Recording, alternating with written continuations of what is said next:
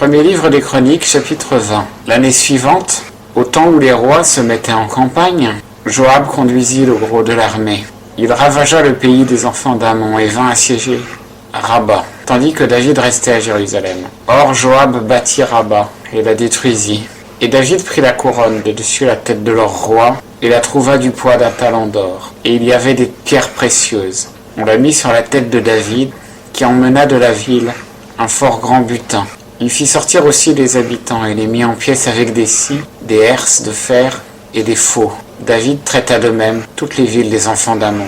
Puis David retourna à Jérusalem avec tout le peuple. Après cela, la guerre continua à Gézer avec les Philistins. Alors Sibécaï, le Hushatite, tua Sipaï, l'un des enfants de Rapha, et ils furent humiliés.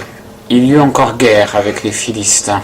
Et Elkanan, fils de Jaïr, tua Lachmi, frère de Goliath, le Gittien, qui avait une lance dont le bois était comme une ensuble de tisserand. Il y eut encore une autre guerre, à Gath, où se trouva un homme de haute taille, qui avait 6 doigts à chaque main et à chaque pied, 24 en tout, et qui était aussi de la race de Rapha. Il outragea Israël. Mais Jonathan, fils de Chiméa, frère de David, le tua.